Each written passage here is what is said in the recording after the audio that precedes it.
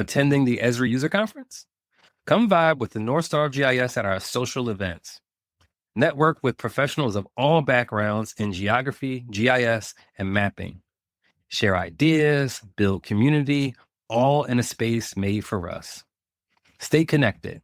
Details to come at northstarofgis.org.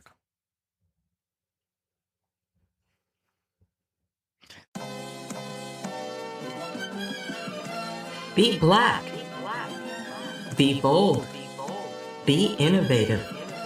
Show the world equitable geo. We're coming together as a collective to celebrate people of African descent, the diaspora, and talking about geospatial equity and justice. You're listening to the NorthStar Gaze, a podcast with intimate stories from geo luminaries. I'm sitting here with Frank Romo on day 2 of the 2024 NorthStar of GIS Homecoming. And Frank just came off of the stage doing a really exciting presentation with one of his young mentees. It was lovely to hear you and D'Anthony talk about the work that you two do together and your role as a mentor for him and for others in the communities that you serve. Tell me, Frank, about why it was important for you to participate in Homecoming this year.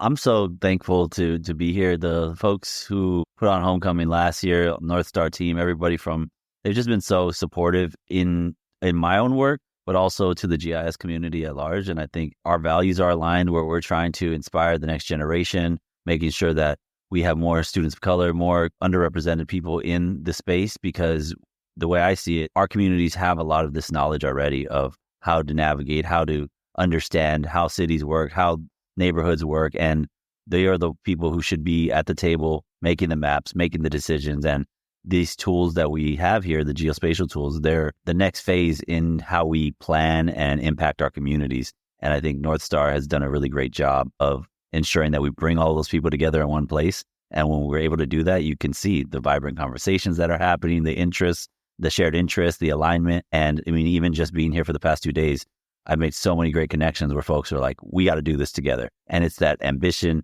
that passion, that energy. I think they really create the space for that. And so I knew I wanted to come back again. I've been fascinated to see how the technology has changed over the years to the point where you really can put some pretty advanced tools in the hands of people who may not ever have had any exposure to GIS in the past, right? If you've got a smartphone, you can be collecting data, right? That's right. Not consider yourself a geographer, but you can be engaged in spatial technology in that way.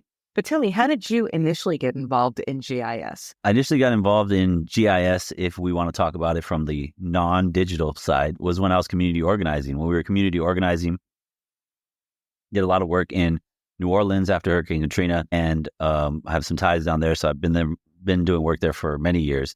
And when we were first responding to some of the issues in the community, some of the needs in the community after the hurricane, first thing we did was put a map on the table and identify where were the affected communities, where were the community leaders that needed support, where the community leaders then knew, oh, Mrs. Davis needs something over here on this block, Mr. Robinson needs something on that block. And that was just common approach for us in the organizing work, to look at a map, understand what doors we're knocking on, understand who we're trying to reach.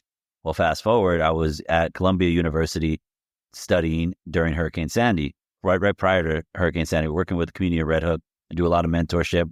We were working with youth, had an urban farm down there. It was great. We were trying to make sure that the food got from the farm to the grocery stores, to the boutique shops and things like that. Again, for us, we focus a lot on entrepreneurship. And so that was right in alignment with what we were doing. Then Hurricane Sandy rolled in, and the next day, all the crops were gone. So again, my community organizing experience kicked in.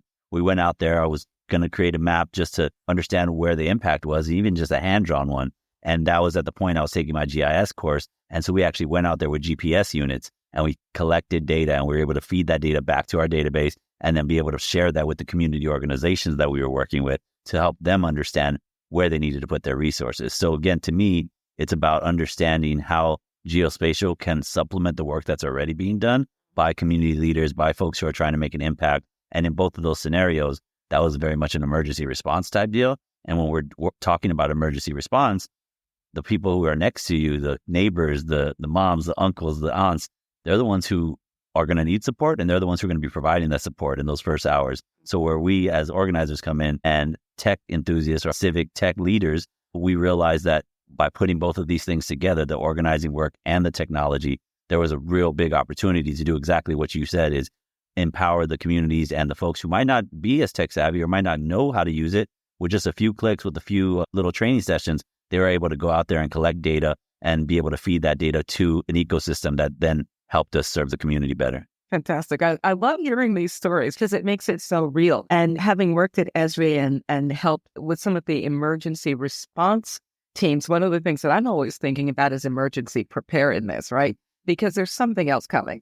Absolutely. How do we equip the communities that you're working with now to be better prepared for the next challenge that they're going to face? And what are you looking for from us as NorthStar to help support the work that you do in that arena? So first, I would say 100% exactly what you're talking about for the preparedness piece. I feel like a lot of the communities I work with, we are using, unfortunately, geospatial almost as a last resort, right? When we've worked in communities where we're trying to stop a polluting corporation, or we're trying to incentivize a new business to come in, or whatever it might be, it's almost always we're using it as a last resort. What we're trying to do now is bring that to the forefront as a proactive step. Hey, where are your community resources? Where are the food pantries? Do we have that on a map? Is that something that is accessible? Can we print it off and hand it out to people? Because again, these are the ways that we're able to prepare for what is coming next. And so to answer your second question about how NorthStar, I think they have been a force for good in with our organization, being able to support us. The leaders here at NorthStar have been super supportive of the work that we've done. We've had meetings, strategizing, trying to learn how we can collaborate together.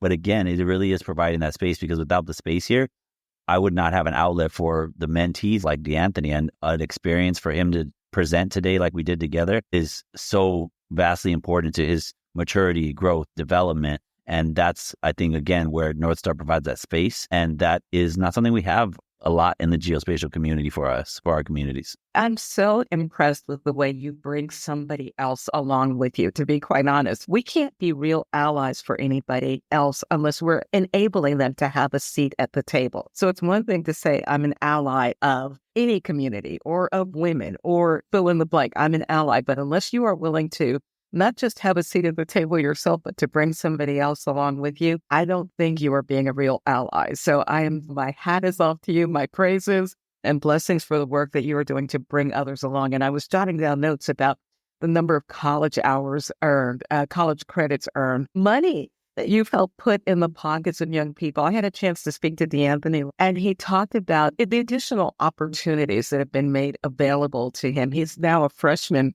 in a college far away from where he grew up. And that is something that would not have been possible for him had he not stepped up, but also been given the opportunities to step up. But to put money in the pocket of a young person who doesn't have so many resources is humongous. Talk a little bit more with you about creating those opportunities for young people to earning college credits is like putting money in their pockets, but putting actual cash on the table. Talk to me about that, would you? Yeah. So again, my background back in California, I was a labor organizer for a long time. And so for me, work is very important for people's livelihoods, for them to put food on the table, buy the medicine they need to make sure that they can stay alive. And I think I recognize that still, and that's a through line in a lot of my work. We can advocate for things. We can try to stop the communities from polluting. We can stop the companies from polluting. Other things, when we are organizing, a lot of times we're fighting against something. And I had this aha moment again where I was like, okay, a little tired of fighting. We got to do a better job of building. And for me, building is providing people to have the ability to fish for themselves. And I think the money that has been put in students' pockets, I won't even take any credit for that. That's not me. That was them. DeAnthony and his colleagues, they were led by other leaders like the program lead, Mr. Segrist, who put opportunities in front of them. I think that's the best part about our program at Frederick Douglass in Detroit, is that we have so many people like myself who are surrounding these young men who do see their opportunity for growth and leadership and say, all right, I'm going to take a chance on you, and we're going to hire you. We're going to have you be an intern. We're going to check out this grant, check out this opportunity. And of course, we're there to help them, resume, whatever it might be. But at the end of the day, I know that providing opportunities to have students earn money definitely impacts not only their lives, but their families' lives. When they're able to bring that money home, when they're able to create that endogenous growth, use that money to support the Detroit economy, that is what we're trying to build. Because again, it's not just about the GIS, and it's not just about that student. It's about the impact that student can make when they go home, when they go as community leaders. Folks like DeAnthony and one of my former interns as well, who was part of the presentation. He wasn't there, but he was in the presentation, Zylon. Both of these young men, they're leaders in multiple aspects, right? They're not just leaders at our school. And so I recognize that they're leaders in their homes, they're leaders in their communities. And so in order to lead, I know that they're going to need some capital to get it done. And so how do we ensure that they have not only the intangible resources like the mentorship and things like that, but how do we actually provide them real resources that are going to help them eat today, help them get on the bus, help them transport to and from places to make sure that they can continue to grow and have those opportunities? Because I guarantee when DeAnthony goes back to Norfolk State, he's going to talk about this experience. He's going to carry that with him, and he's going to go inspire more students. And that's what it's about. Okay, I have to say this. There was a moment this morning that blew my mind during your presentation with DeAnthony. So here he is. He's a freshman in college, right? He's not an upperclassman. He just started his college experience, 12 weeks ago. Mm-hmm. And he talked about going back to Frederick Douglass Academy, his high school, and helping to mentor somebody else. And I was like, wow, my head almost exploded because I did not expect that degree of self-confidence and again, the willingness to bring somebody else along with him, right? He's so young, but he's so impassioned already and so committed to doing not just for himself, but doing for somebody else. So for those of you who missed the Homecoming 2024 event, you are missing a great event and you're missing the opportunity to hear people like Frank and DeAnthony talk about the ways in which they are helping to make the world a better place. And I want to bring this back to asking you a question. How do you think GIS can best be used to make the world a better place? You might not know this, but the NorthStar of GIS hosts socials at the Esri User Conference.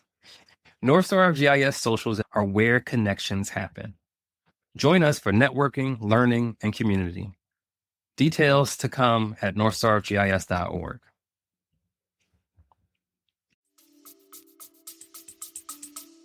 It's a great question. I feel like any one of our projects you look at, that's what you'll find is how we're trying to impact communities. We will do work on toxic hazards in your schools. We do work on gun violence reduction. We're doing work on the opioid epidemic. We are providing data and resources to help communities illuminate the issues in their neighborhood. And again, as I said in my presentation, it's not just about issues. We don't want to come from a deficit-based perspective. When we work with communities, we focus on an asset-based approach. Okay, that might not be ideal, but what are the assets and resources that we do have in the community? And that's where I go back to my presentation. It's about the people. For me, geospatial technology is about power. It's about providing access to power, which is through resources, through data, through workforce development, through training, all of that. And so when we're able to work on a project and illuminate some of the data, train some of the people, help them become empowered to tell their own stories and to help them problem solve the things in their community, they are the ones who have the information and the know-how. So for me, I just see myself like little kind of come in, I'll coach them up, put them in the right direction, and then, got to let them do the thing because they know when I say they, I'm talking about the students, the community organizations we work with, the community leaders we work with. I am not a community expert in that community. I do not know exactly how we address these issues, but I do know how to bring community stakeholders together. I do know how to facilitate those discussions. I do know how to provide technical resources and strategy to folks so that they can then collaborate with one another to make that impact. And we've seen that in our work in California, where we've trained over 30 nonprofit organizations in the use of GIS for social impact. We just completed our GIS for Good curriculum project with Central Magnet School in Murfreesboro, Tennessee. And we're also doing a lot of work in the Bronx, where we're working with the Business Improvement District, multiple high schools, multiple elementary schools, and it's all encompassing. Sometimes it's GIS training, sometimes it's community education, sometimes it's just bringing everybody to the table and having some food and talking about what's going on. But we are leveraging this tool to try to help inspire more people to see that they have agency in their communities, because that's what this tool allows you to do. When somebody sees a problem in their community, sees an issue they want fixed, sometimes they're like, I don't know what to do. What can I do? I'm just one person. And I see that a lot with students. Students are often talked at. They're not asked, what do you want to see change? How can you make a difference? And with our programs, we really try to put the user at the center of it and say, you have knowledge. You are a community asset and resource. How do we leverage your experience, your expertise to try to make a change? And through that, they find agency, they become empowered, they get confidence. And I think you see that in people like D'Anthony. I love you talking about an asset-based approach, right? Because I think you're quite right. Sometimes people think, what can I do? What do I have to offer? And they do have resources and assets and capabilities that they can leverage to advance their own cause. It's not just a handout. They have as much to contribute to That's right. whatever the issue is as any other person. And having been born in the Boogie Down, I'm really happy that you were at work in the Bronx. Absolutely. Let me ask you this. What are the ways in which you interact with the wider GIS community? Is it social media? We know you're at this conference.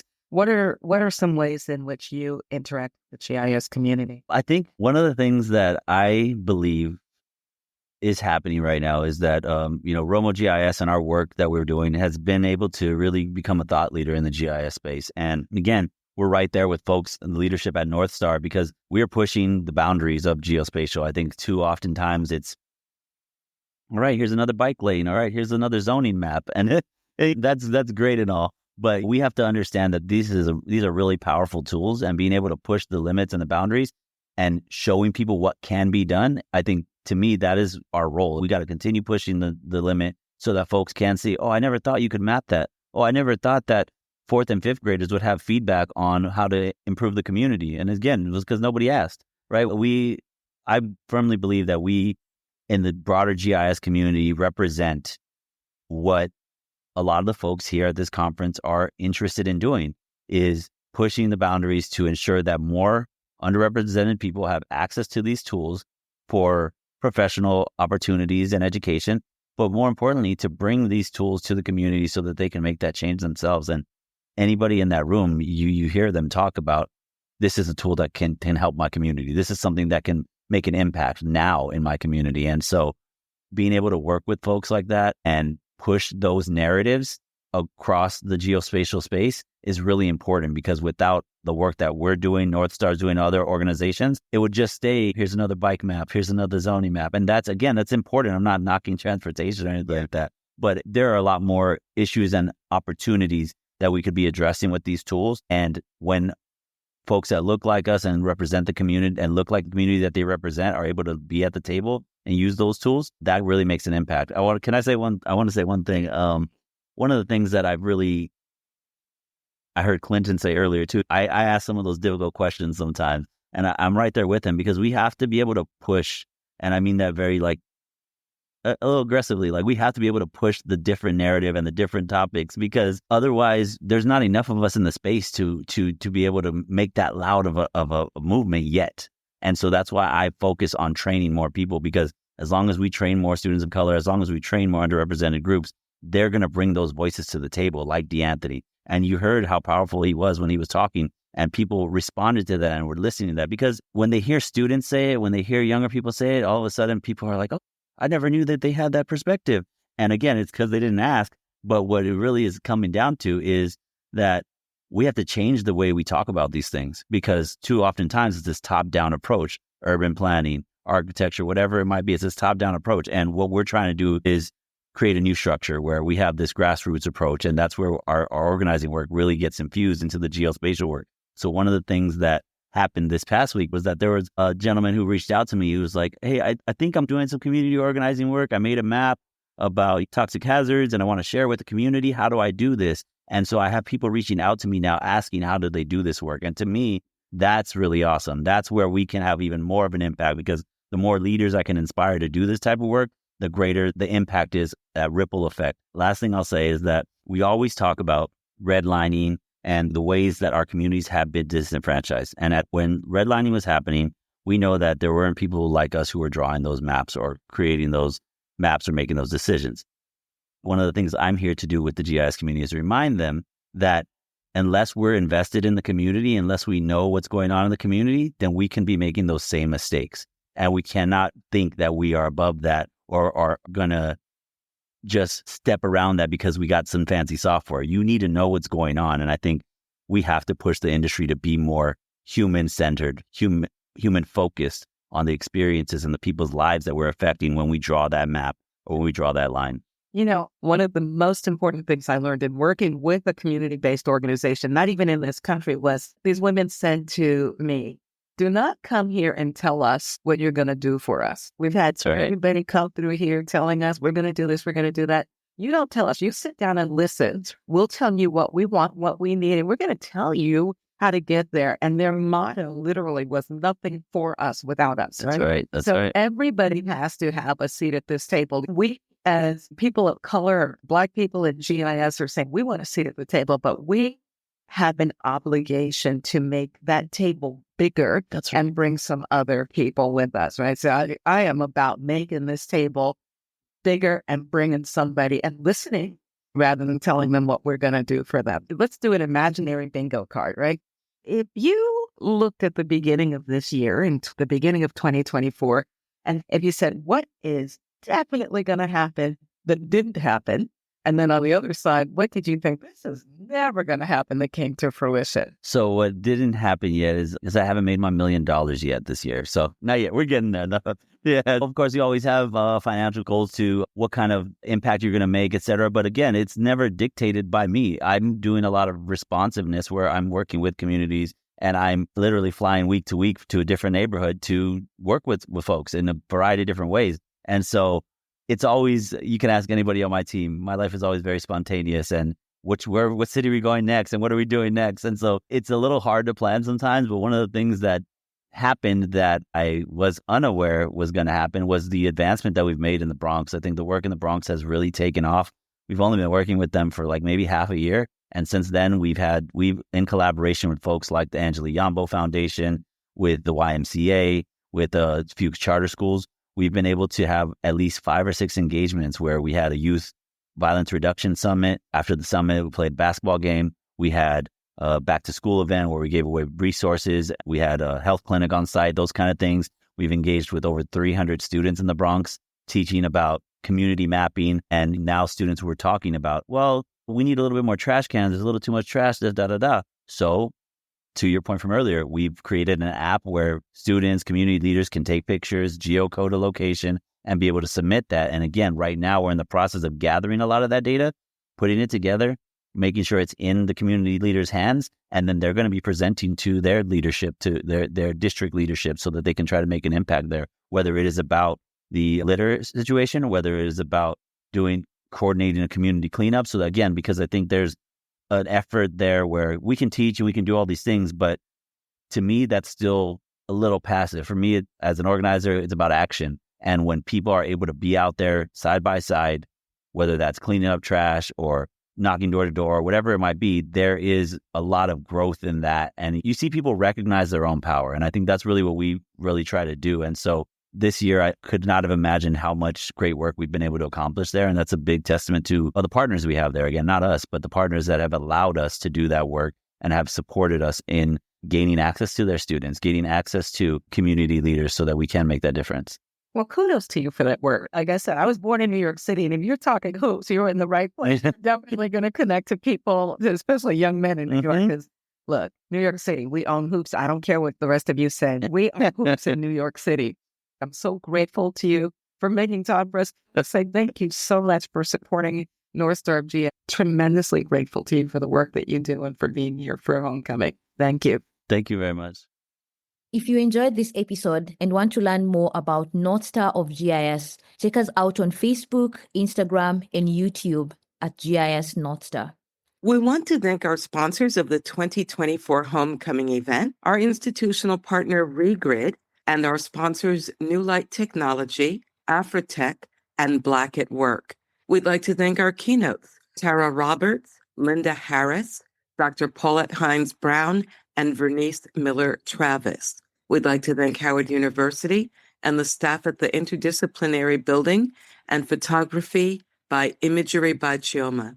We also want to thank our guests for trusting us with their stories.